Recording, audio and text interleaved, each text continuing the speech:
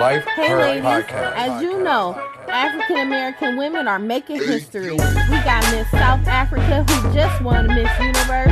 Then we have Jamaica who just won Miss World. So right here on Life Her Podcast, we have Miss USOA Miss Ohio. Yes, honey. Let's get motivated, ladies. Hey ladies, I am Yvette, Lloyd.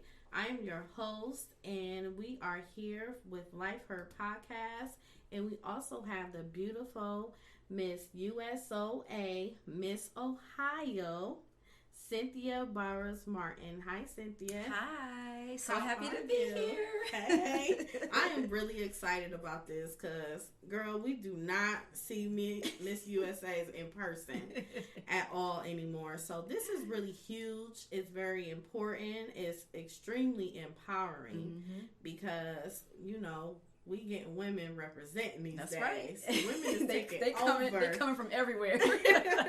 Yes, they are really, really taking over, and it's exciting. It really is. So we just gonna get down to business. Okay. Because you did not become Miss USA of Ohio overnight. Correct. So how were you as Cynthia as a little girl? So Cynthia as a little girl was shy. You know, very, very shy. Not really.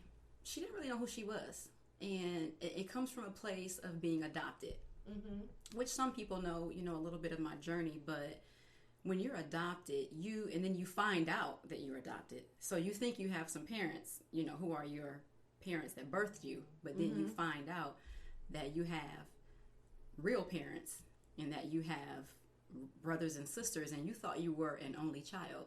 That changes things. Yes. And so growing up as a kid, you know, I started out happy, you know, thought I could conquer the world, and then all of a sudden between probably around 7 and 9, I found that I was adopted. Wow. And that's when things changed. Wow. And I became this person who was, you know, more quiet, more reserved, trust issues, thought everyone was lying to me. And up until probably I was a teenager, late teens actually, I struggled. You know, I struggled with who I was as a young lady. And especially because my adoptive mom was white.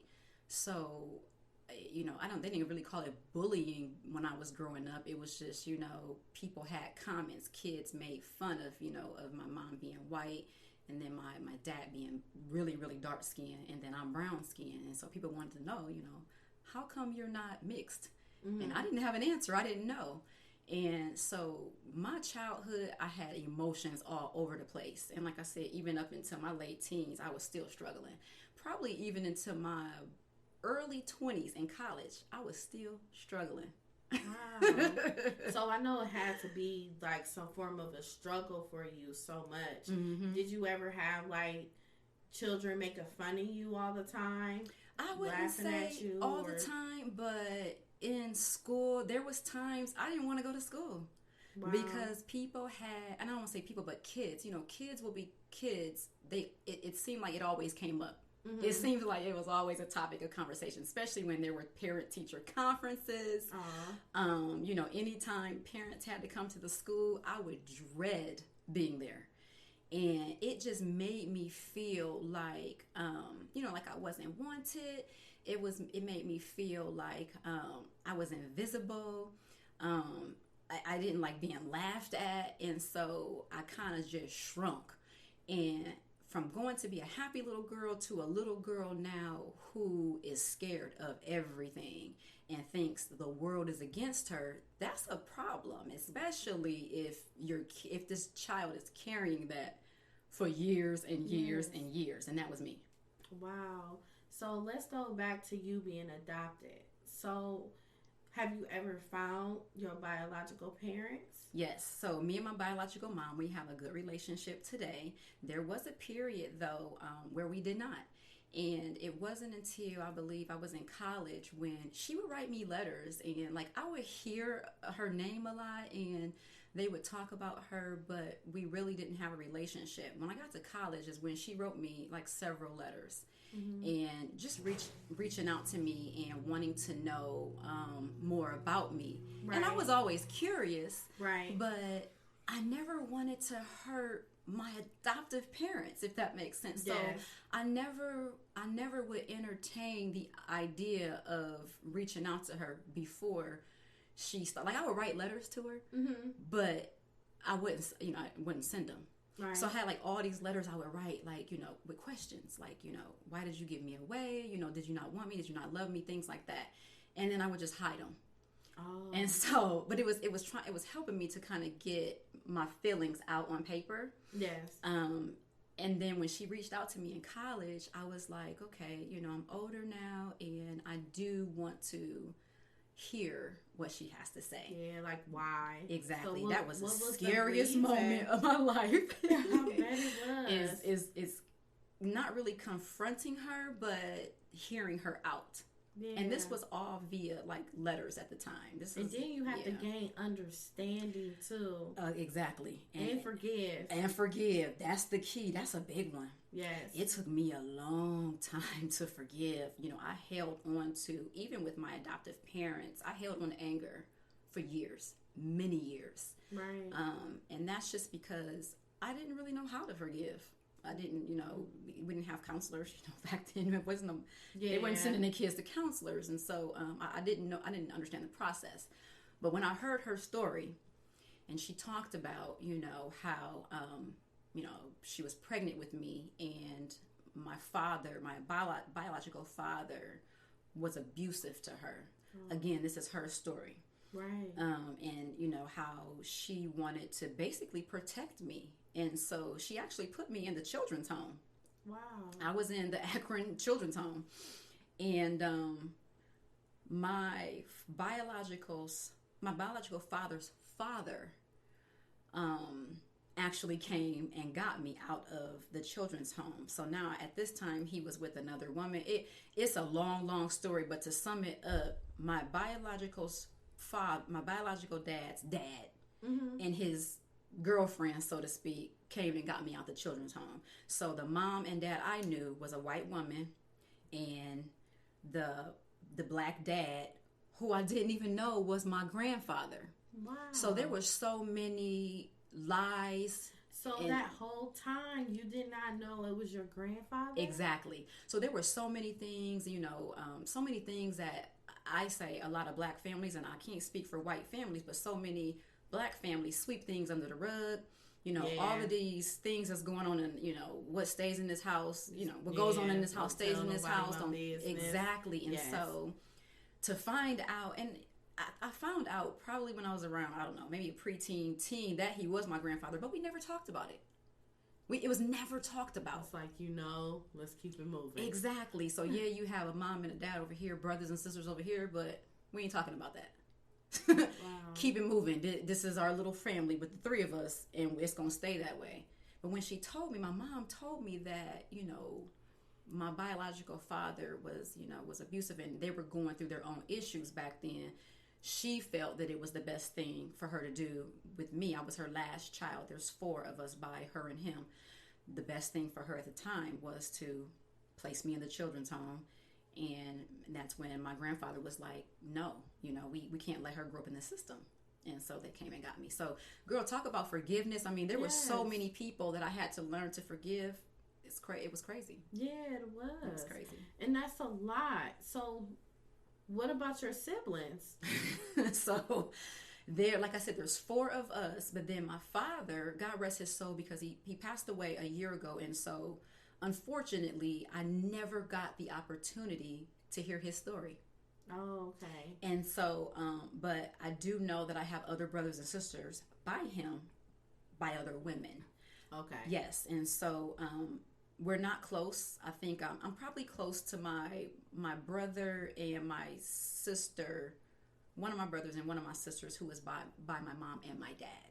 Okay. And then the other halves, I'm not really close with them. But we know of each other. We've talked for several years, but we're just not close. Okay.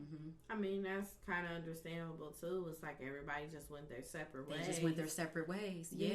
And that's a huge void in the communities today. Yes. As well. It seems like it's probably a lot worse today. It is today.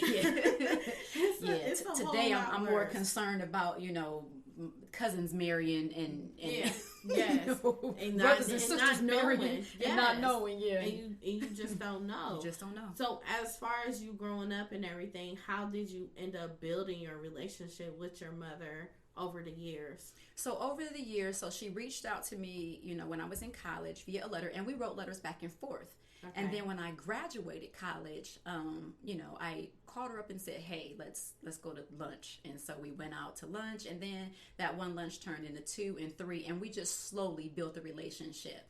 But I knew that I had to let my guard down, and I knew that I had to forgive her, but early on I wasn't ready.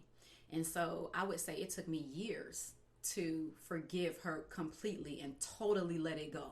Yeah. And that just once I did that, it just seems like our relationship then started to blossom.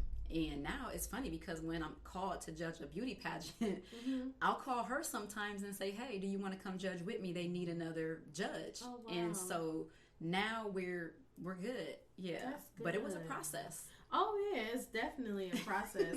So how did you end up managing as far as your foster parents slash grandparents, exactly.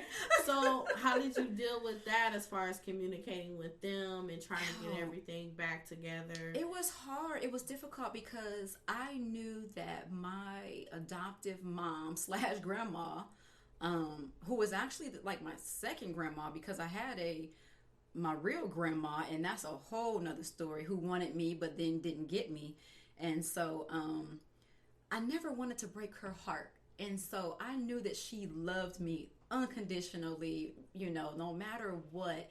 And I saw that the relationship that I was building with my biological mother, I saw some of what it was doing to my adoptive mom. Yeah. She started to feel a certain type of way, thinking that I was going to just kind of push her to the wayside, forget about her. Like I don't need you anymore or whatever. And so I told her, I'm like, "Hey, I always knew as a child there was something different about me, but I didn't know what it was.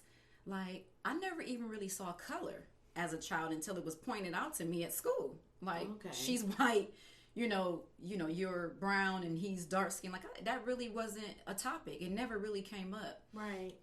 So to now have to go to my adoptive mom and say, "Hey, I always knew there was something different, but I didn't know what." So I knew there was something I was kind of like on a quest or on a journey to find something, but I never in a million years would have thought it would have been that. Right. And so to tell her, like, I want to build this relationship with my mother. I want to be closer to her. And I want to know, everything about her. I want to know her favorite color. I want to know, what food she liked, because I want to know where I came from. Yeah. And then you have to understand your personal personalities and see if it come from your mom or did it come from your dad. Exactly. It's just like everything you didn't know, and you trying to find it all out to find you. Exactly. And she understood, she was just like, I'm scared because I don't want to lose you. And I just reassured her, like, you're not going to lose me, but this is something I have to do for me. Like, I don't feel like I will ever be whole and complete as a young woman if I don't do this. Yes. Yeah. That's really good. I'm glad that you was big enough to actually just have that conversation with her, because conversation overall. Oh, yeah. Because conversations aren't being publicized as though that is so important. No, they're not. And with everyone just communicating with each other, you can get out so much. You can start understanding a lot. And you be like, man, I was worried about this so much, but I didn't even know it was just that. That's so true. It could just be something so simple, yeah. or even something so big, but you could bring it down to something simple. That's very true. Very true. And that's good that you were opening your conversations and everything. So with you going to college, what did you graduate in? So I majored in, it's funny because I started out majoring in business, and then my grandfather was just like, no, you need to major in computer science. And I'm like, no, I don't really love that stuff. I want to be, I want to be a boss. I want to be a manager. I want to do this and that. And so I started out in business, and then I ended up switching my majors my first year, probably like my second quarter, when it wasn't too late to switch. And so I picked up computer science as my major, and then I minored in business. Okay. And so my bachelor's degree is in computer science, and then my specialization is in business. Okay. It's like, let me just dip in both. Exactly. Like, okay, that's good, Granddad. I got this. And he was right. I had no idea, thinking back and looking at where I am now, I had no idea that IT would have blown up. Wow. So he was right. God rest his soul, because he passed away about 10 years ago. But yeah, he was right. Oh, wow. Computers is where it's at. That's good. So how was it in college life? College life was fun, but I'm going to tell you, I was homesick. I think we ran up the phone bill. It was like $300, like every month. We ran, because I was so homesick, because I had never been away from home. Besides, spending the night at, people's house, but for a long period of time, I had never been away from home. So I was like, okay, yeah. I went to Kentucky State, which is about 5 hours away. Yes. And historically black school, which was fun, and I learned a lot and met a lot of people. But I was the first 2 years I was ready to come home. Were you?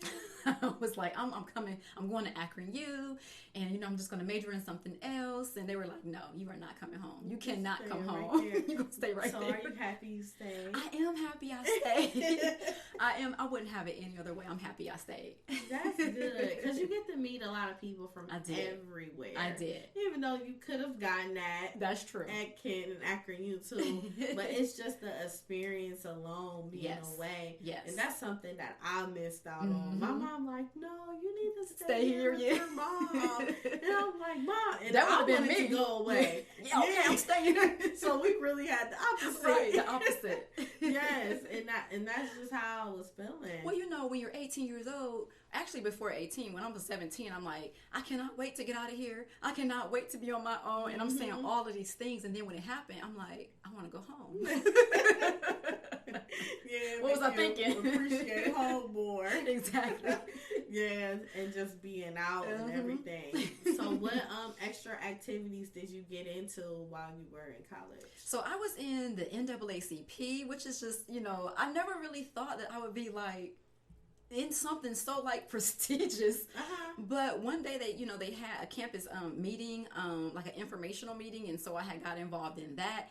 They had like the computer science club, got involved in that, and then I always knew I wanted to pledge in a sorority. Okay. So going in, I'm like, okay, I'm going to pledge in the sorority, and I had some family members who were Deltas, and said, I want to be a Delta, but I was approached by, other sororities, and I'm like, no, I want to be a Delta. I didn't know at the time you weren't supposed to go and just start blabbing off what you want to be.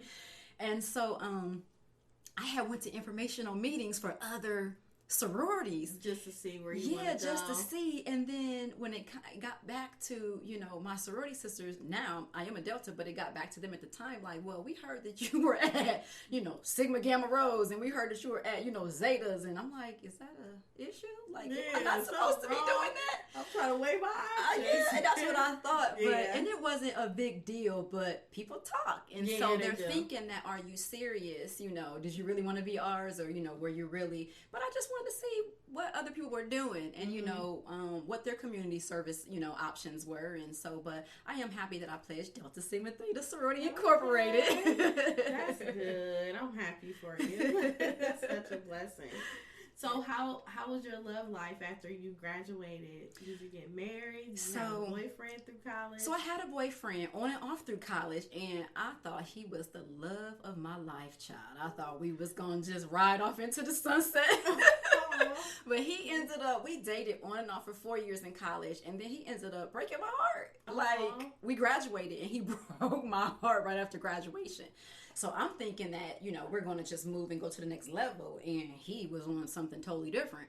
Wow. And so, yeah, he ended up breaking my heart, and I probably was, like, depressed for about 6 months. Really? Oh, yeah, because I thought that we were, you know, on the same page, and then to find out that we're not, and that the way he broke my heart was through an email with I never forget, Donnell Jones is a singer, and the song was Where I Want to Be. So he literally put the subject line, Where I Want to Be by Donnell Jones, and then he typed out this long email. Some of the verses, some of the verses and from the song he had in this email. Oh, so he just really had this all planned out. He had it all planned out, and so I was like distraught, and I probably couldn't eat or sleep. And it may sound weird, but I probably couldn't eat or sleep for almost 6 months. Really? Yeah, I just went downhill. So how did you get through it? Did you have a support system? I really didn't have a support system. I mean, I told my friends, my college friends, and, you know, they were just like, you know, you're going to be okay. They encouraged me, but I thought I was going to die. I was just like, he was my everything. Yeah. You know, we were like thick as thieves and always together. And yeah, I was just like, I don't know what I'm going to do. But, and it was so bad that one of my really, really, really close friends in college, we actually roomed in the same dorm room, and we got an apartment together before we graduated. She was getting married, and I didn't even go to her wedding because I was depressed. Oh my God. I regret that, of course, now. Yeah. And I don't have too many regrets, but that is one that I did regret, is because when she needed me, I was so down and out and stuck on this dude that I wasn't there for her. And it was just sad. It was really sad. Wow. Did she understand, though? She did. She understood, but I know it still hurt her. Yeah. It still hurt her. Yeah, because it was important to her, too. And then you looking back, you're like, that was so selfish of me. You know, this man, you know, he wasn't even worth it. You know? Yeah. We all live and we learn. Yeah. You know, you didn't do it intentionally. No, right. You know? Yeah. So that's the good thing about it. Exactly. So, yeah. So then after college, you know, I kind of just really didn't want to be bothered. You know, I didn't want to date because I was like still trying to get over him. I would probably, you know, like go on like small little dates on and off, but nothing really serious. I would say probably maybe a couple years after that, I met a guy. We got engaged. We, you know, dated for a little while. We got engaged or whatever, and then that didn't work out. And so it was a long distance relationship. Oh, and that yes, and that didn't work out. So we kind of just split, and then more time had passed, and then we got back together. So we were like on and off. Yeah, for maybe a couple years, and then actually some years had went by, and then we got back together, and then we got engaged again. Oh my God! Now in this engaged and getting back together, I mean, did your college boyfriend ever try to come back? We tried to kind of work it out, but then he went through like a terrible terrible experience. His mom and like some family members in his family ended up getting murdered. So when he went through that, we kind of just went our separate ways. Yeah, and we never really tried to rekindle anything after that. But so my on and off boyfriend, long distance relationship, we ended up getting married. Oh, wow. So we got married, and you know, we thought it was just the right thing to do, you know, because we had known each other for almost 10 years, you know, on and off, even though there was like some lag time and you know, in between our second engagement. But quickly we learned, or I should say I learned, that there was a different agenda on one of our parts, and and that didn't last. So, God. So how long were you married? So I was married to my first husband for, a year. Really? Before he left. My mom got married for a year before. She was like, I saw the signs early. I had to go. Yeah, he left.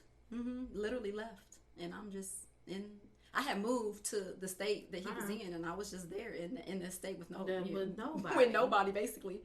And and so you want to talk about depression all over again. Yeah, that's what I was getting ready to say. That's like a whole nother... That was a whole different type of depression. Because I got married for longevity forever. Yeah. You know, and never in a million years did I think I was going to be divorced in a year. Yeah, but in a 10-year span. Exactly. You're in a whole on and off relationship. You Exactly. guys know each other. Exactly. Everything should be clear. And that's what I thought. And it was not. And so, you know, he was like, you know, he said that he shouldn't have gotten married, and, you know, he wanted to be on his own. He wanted to be single. He wanted to be by himself. And I'm like, you telling me this now? You had 10 years for that? Yeah, I'm like, really?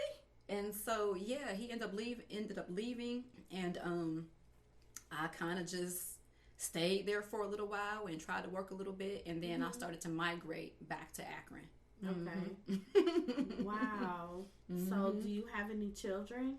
I have a 13-year-old stepson by my second husband. My husband now. Yeah. Okay. That is wonderful. I know it feels good though. Oh yeah. I you know, to be married again, I love it. I wouldn't have it any other way. And like I said, I didn't even want to get a divorce from the first one.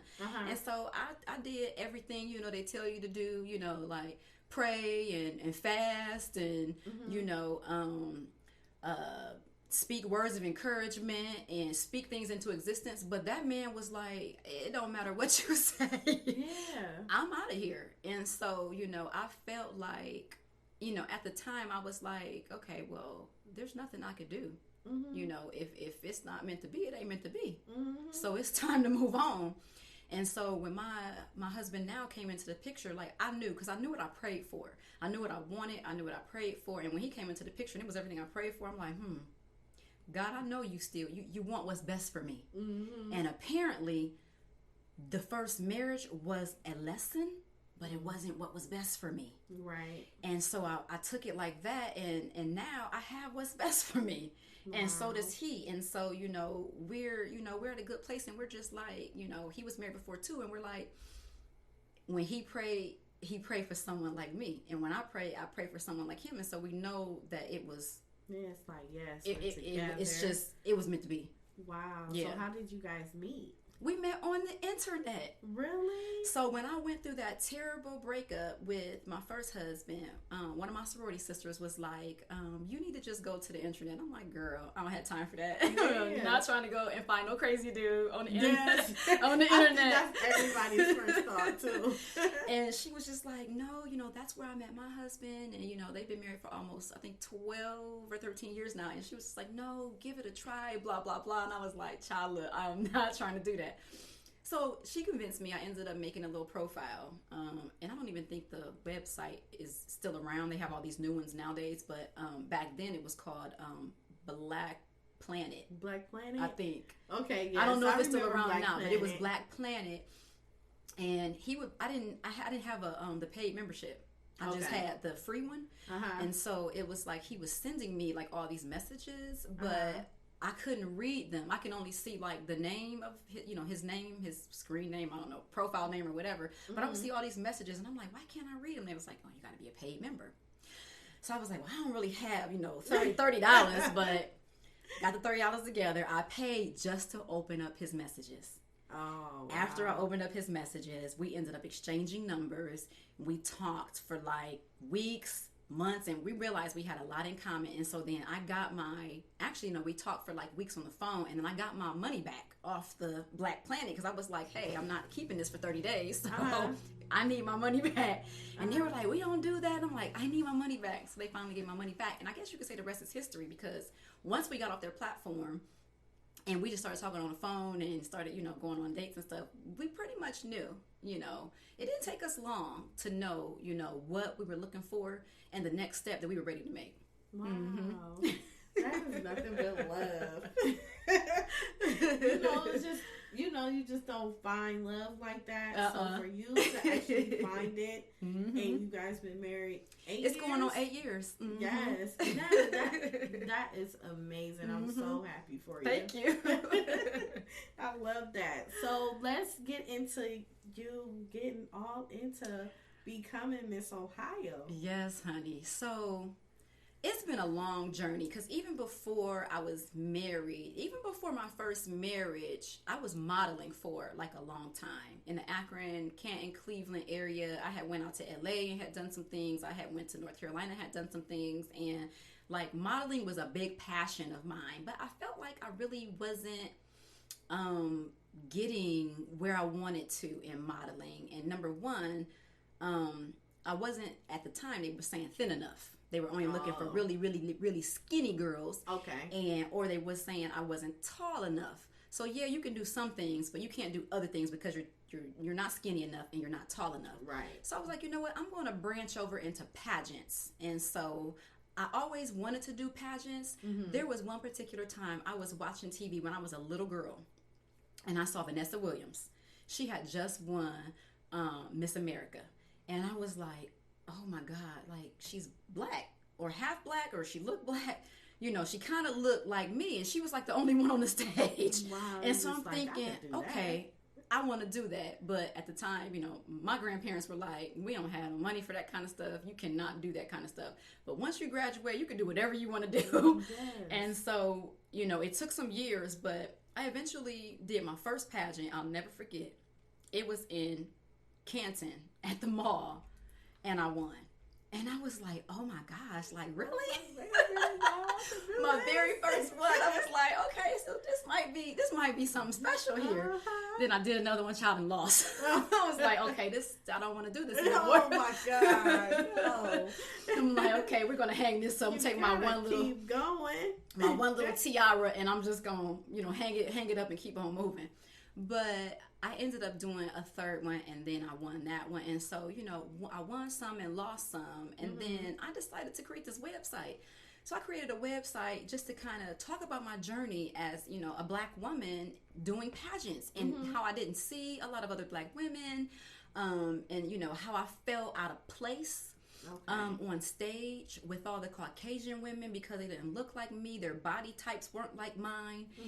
And the more and more I started to kind of write this blog, so to speak, the more and more women of color started reaching out to me from all over the world saying, oh my gosh, I want to do a pageant, and can you tell me more, and, you know, can you give me some tips and some pointers? And before you know it, my little quote-unquote blog / mini website at the time is now doing thousands and thousands of getting views and visitors a month. And now I turned it into a business. That's what I was getting ready to say. You done created a whole business. Yeah, I turned it into a business. I sure did. You're trying to bid. And then you just like, oh, wait a minute. Exactly. I'm on to something. Exactly. And so, you know, through a lot of prayer, and I'm like, you know, Lord, I don't know where this is really going to go. You know, I'm competing, you know, I'm now starting to coach girls and give advice and tips and things like that, but I'm not really sure where this is going. And so he just kept saying, I need you to keep moving forward. You know, keep moving forward. Do what you do. And you love helping these girls.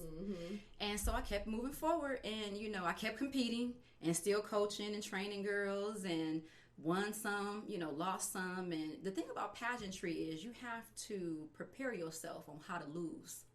Because losing can be big. I was going to ask you that, like, you know, just how you feel. Oh, and then sometimes, you know, you want to analyze, like, what did I do wrong? Exactly. What can I do better? Exactly. And what mistakes I made. And then it's like, I know I won that. Exactly. But how did they win that? How did they win that? So I know you done went through so many emotions. Oh yeah, it's a lot of emotions. And people always say, you know, how did you go from, like, you know, having such low self-esteem as a child to then putting yourself in a place of more low self-esteem? Yeah. You know, being open to more criticism. And it's hard for me to even answer that. I always knew, you know, that I was in search of something, and I always knew that God had a plan for me, and I always knew that I was going to be successful. I just didn't know in what area or how. But God prepared you to did. deal with low self-esteem at a young age. At a young age, he did. And then you brought it to your adulthood. Exactly. And it's like blossoming. Exactly. It's to like, a point you know how to handle it. Exactly. And it kind of just turned around. And so now my tagline is always, you know, low self-esteem to beauty queen. And so I say that everywhere I go, because I have very low self-esteem. And to now be a beauty queen is just, it's amazing. And I know it was all God. I know it was his purpose. It was a plan. And now when I coach, I can now prepare girls. You know, this is how you lose. This is how you carry yourself when you lose. You know, you don't have a crazy, you know, look on your face when they announce the winner and it's not you. Because people see that. You know, you have to still hold yourself to high standards. Yes. You have to still smile. Yes. You have to still know that you're a winner even though you didn't get the crown today. And so dealing with all of that, and I lost a lot. And so, you know, not being able to get the crown so many times, it was hurtful. And so it's like, you know, do I need to lose weight? You know, do I, you know, need to change my hair? Do I need to wear more makeup? And so I'm criticizing myself in the process. People don't see that part. Right. And, you know, and people are like, no, you don't need to do any of those things. Just be you. Just continue to be you. And I'm like, yeah, you're right. Just continue to be me. There is some conformity. You know, and I always prepare girls for, there is a little bit of conformity that you will have to go through. Depending on the pageant that you compete in, you will have to maybe change a little bit of stuff. Have you ever fell into depression? I have, early on. Going through it. And I sure did. Wanting to give up. I sure did. And everything. How did you get through that? How did you pray your way out of those? I think the biggest thing for me is early on when I think one time I had lost like 3 in a row. And I was like, okay, this, I don't know, maybe this really is not for me. And how do I coach girls as a loser? So that was big for me. Yeah. You know, I'm like, how do I continue to say, you know, do this? And they're looking at me and they're like, but you're losing, you know? So that is when I really started, I think, to get depressed, you know, and to get a little down on myself because now I feel like I'm not helping them. You know, I feel like that, you know, I'm a loser. So now they're going to be losers too. But actually it was the opposite. I was losing, but I was still coaching them, and they were winning. But you're coaching them your mistakes. Exactly. That was key. So I was telling them what not to do. These are the things that, looking back at my video, you know, some tweaks that I could make myself, and I let them watch my video. These are some of the things that now you can do or not do to have better chances of winning.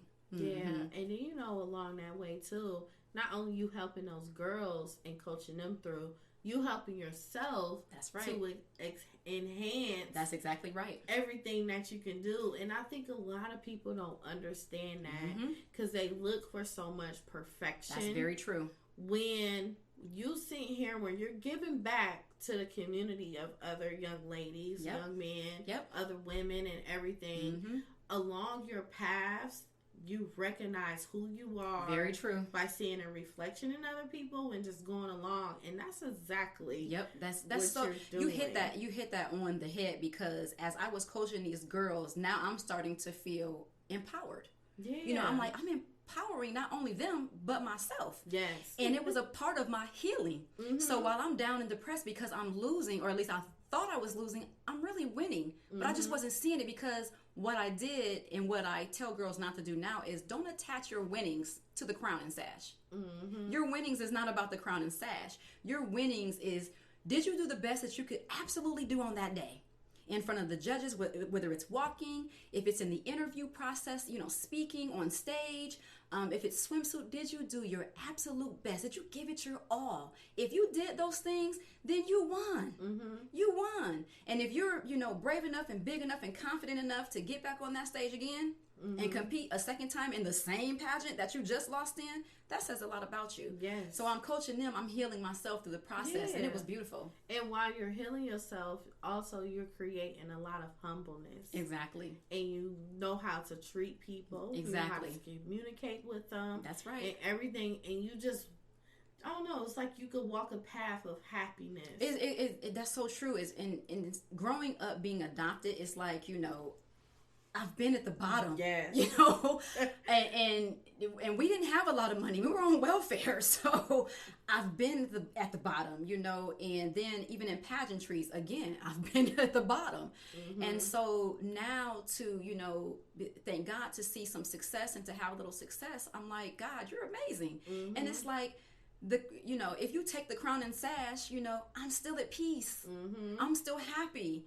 Because you've brought me on this journey that is not only for me, but it's for the community. Yes, it's a journey for the community. And another good thing. You're a Delta.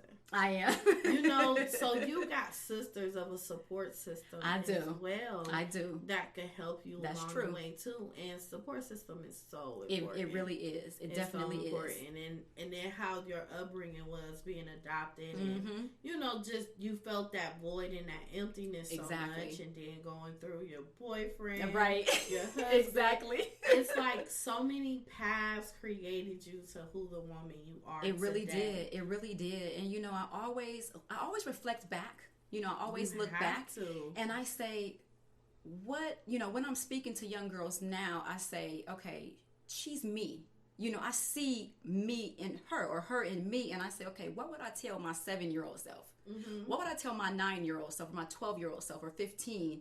Because they need to hear, you know, that you went through some struggles. It was not easy. You know, they just see the crown and sash now, and they're like, oh my gosh, I want that. Well, okay, let me tell you a story of how I got here.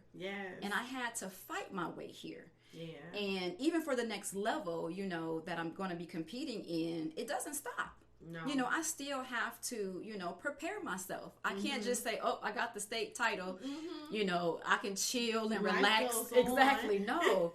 For the next level, there's more girls. There's more competition. There's beautiful women. They're, you know, successful. So it just is now time to level up, as they say, and prepare yourself for the next level. So do you have to, how about the portion of, do you have to eat careful? So you're supposed to work out, you know, different things like that. Because, you know, a lot of girls, like, I think today with us having social media, it's like, wow, I want my body just like hers. Or she is really goals. You know, everybody like goals this, goals that. Exactly. So how do you keep yourself together to a point you want, get yourself, your mindset to a point you won't feel like you're going to be anorexia? Exactly. A lot of women in that industry, they will go into that phase. They really do, and it's really sad. And I think the thing that you said is the key to this whole journey of pageantry is mindset. If your mind is not right in order to compete in a competition like this, then I don't think, you know, and I always, when I work with girls, we always talk about mindset to begin with, because your mind, you have to be trained mentally in order to compete in an industry like this, or even play a sport, period. This is like a sport, because you're training yourself, you're training your mind, you're training your body, you know, you're training your daily thoughts, daily habits. And so the thing I love about United States of America's pageant, which is the organization I'm in, is they love all body sizes, all shapes, all curves. They love all colors. They love all color hair. They don't have a big stigma like some of the other organizations do.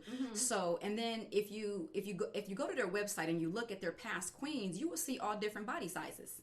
Which is great, because you don't have to be thin and skinny, or, you know, 80 pounds or 90 pounds. You can be curvy. You can be what they call, I think the new word is what, thick, slim thick, or or you can be a little thicker. You can be plus. Whatever you call yourself is what you can be. The thing I always tell women and young girls is that be the person that you want to be on stage. If you don't like the way you look, okay, then, you know, whatever you need to do for yourself, do that. If you think you look just fine, okay, then go compete. And I always tell women, just be true to who you are. Don't try to be, you know, you don't have to walk like me. You don't have to, you know, wear the same size clothes that I wear. No, represent just the way you are. Now, I can help you fine tune and tweak the other things, but be you.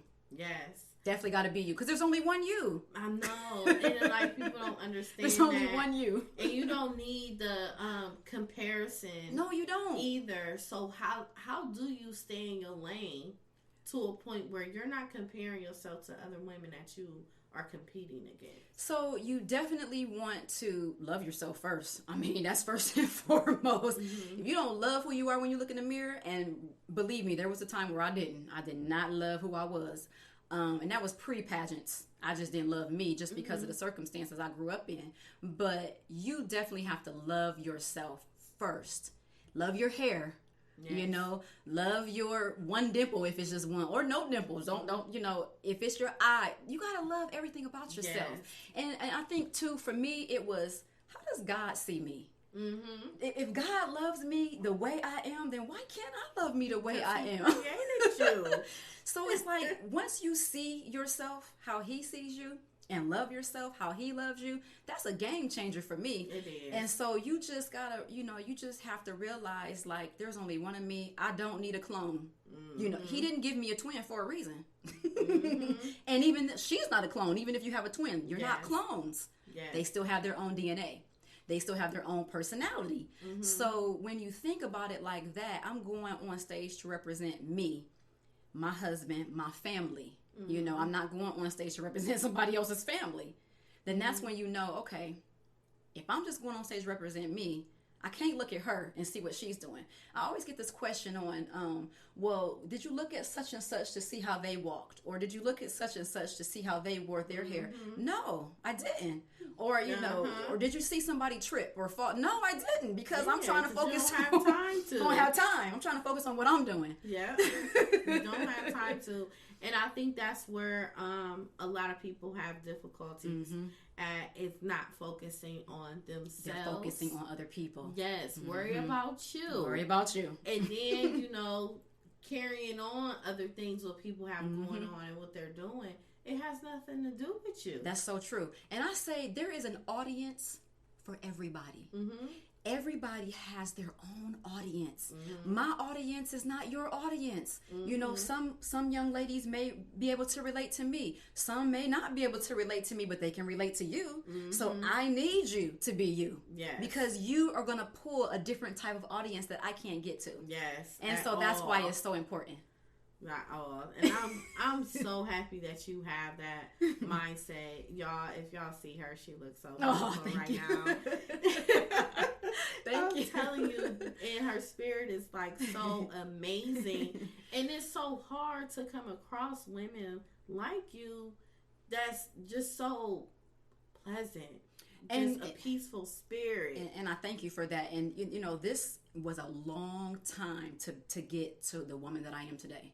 Because of being hurt and, you know, having trust issues, you know, being left, you know, multiple times. And so I was mad at the world and God for a very long time. And so, you know, at one point I thought that God had turned his back on me. And so I had went down this path like, okay, he turned his back on me, so I'm going to turn my back on him. Yeah. I'm just going to do my own thing. We get to that point, we get upset with him. Now, let's go back. You had mentioned basically how you've been left, right? So look, that is a straight pattern, okay?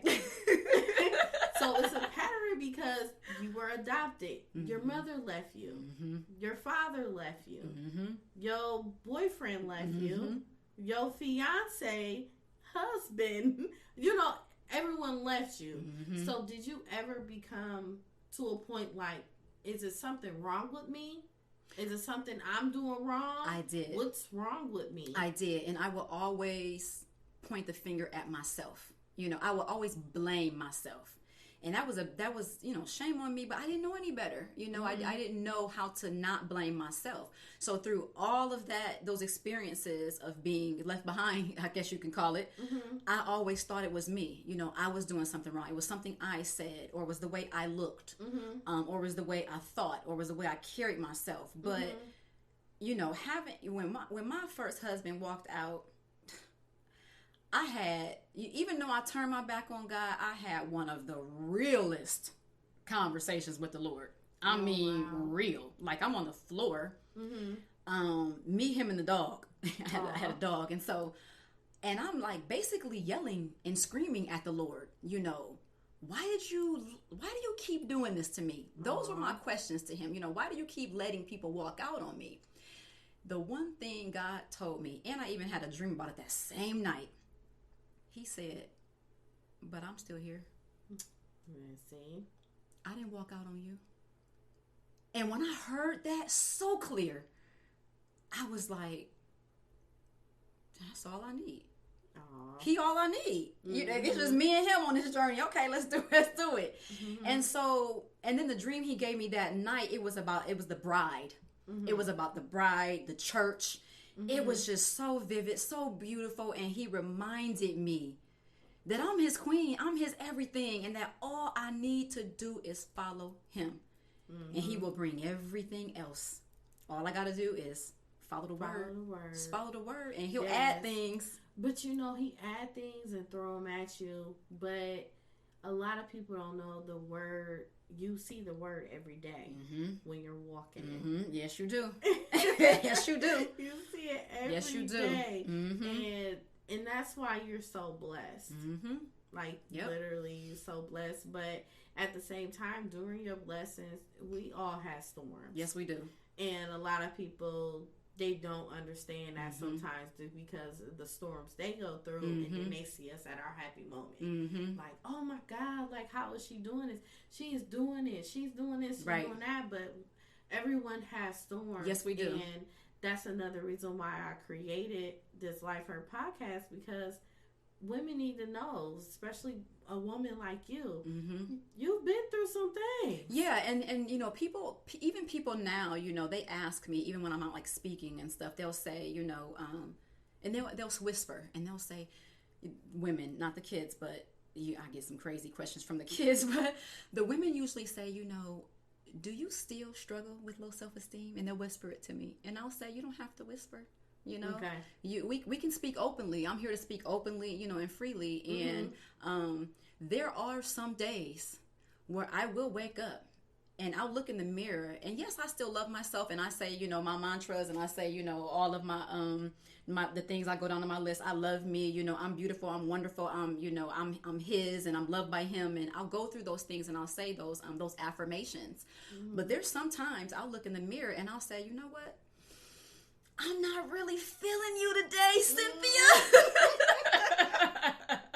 So you know what? I'm just going to take today and I'm just going to chill and take today to myself. No social media. That's good. No crown and sash. And you know what? I'm just going to have a moment to myself with him, with God, with the Lord. It's that cleanse. You need it.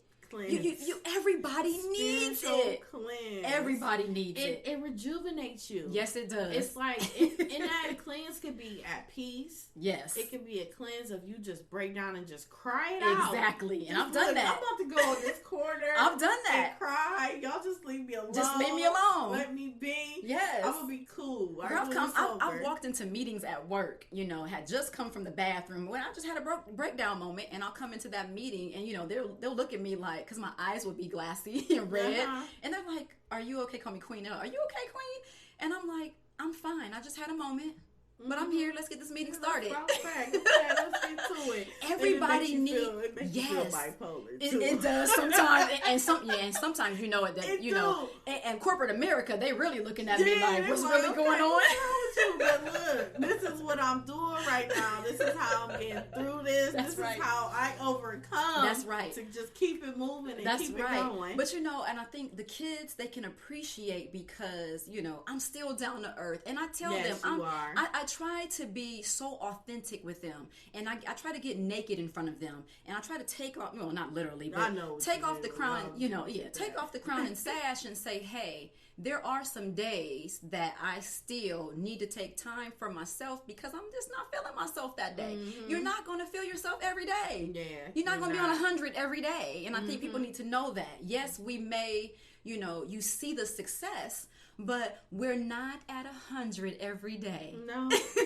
We want to be, but sometimes it just doesn't work out that way. No, it doesn't.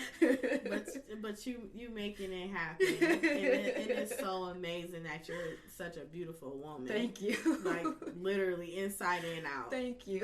A lot of people need to know that. So how can everyone get in touch with you? So people can, of course, reach out to me on Messenger on Facebook, Cynthia Bowers Martin on Facebook, and my website, CynthiaBowersMartin.com. You can even email me, again, CynthiaBowersMartin at yahoo.com. You can also check out, I have a public profile page for United States of America's Mrs. Ohio. So if you were to go to Facebook and type in USOA Mrs. Ohio, then you'll see that public profile page, that public figure page come right on up. Wonderful. So do you do events, speaking engagements? I do. Like that? I do. So right now I am on a journey. So over the next, I would say 30 days, I'm on a journey to talk to at least 1,000 kids. I'm actually traveling around the state of Ohio. Wow. To talk to, uplift, encourage, and empower 1,000 kids just with my story of low self-esteem. And right now we have Cincinnati booked. Let's see, Columbus, Dayton, Toledo, Youngstown, Akron, and Cleveland. Okay. And so, yeah, I'm going to get to these 1,000 kids. Yes. And they need it. Yes. And wait till the little girls see you. They're like, oh my God. Yes. You know, little girls just so dramatic. Little girl, oh yes. I had the one little girl in one school. She was in line, and her teacher was like, stay in line, everybody. Well, she seen me walking through the hall. She ran out the line and was like, I told everybody that princesses are real. I told them. And I'm like, oh my gosh, my heart just melted. Aww. I wanted to cry. It was so cute. And so, if you want me to come to your school, or if you want me to speak at your women's conference or your young girls conference or an event, please, contact me. Let me know. I'm definitely all for it. Yes, y'all need to get in contact with her so you could just learn about a lot of things. What about if they're interested on being a part of the pageant? So if you're interested in being a part of the organization that I'm with, you can check out www.unitedstatesofamericasppageants.com. So that is their official website for this organization, and you can go on there, you can fill out the form, or you can go to there's an Ohio website too, and I believe it's www.USOA.com, but I can definitely get that to you in writing because I don't want to mess up the website. But there's so many ways for women, and I always encourage women of color, to participate in pageantry. Even if you don't want to do the pageant that I'm in, there are so many, pageant organizations out there. And if you're not really sure, where to get started, you have questions, just contact me. Ask away. I'll help you. Do you do trainings, or I do coach? Just on the side, to the point I do. You could get other young girls together, or just a woman where she going on a date, she want to know how to sit. I do. I absolutely do. Yeah. If you need any kind of coaching for etiquette, if you want a girls training, or if you need one-on-one help, contact me. Let me know, and we can talk about what you're looking for, and we can set something up. Yes, that is wonderful. Well, thank you for being here. Thank you so much. You just really liked her. I like her, yes. Life her. So thank you everyone for tuning in to Life Her Podcast, where we help heal women all over the world. Don't forget to follow us on Instagram and Facebook, Life Her Podcast, and also go onto our website, lifeherpodcast.com, to listen to other podcast episodes and purchase Life Her merchandise. I am Yvette Lloyd, and I am Life Her. Love yourself, ladies. Yes. Thank you.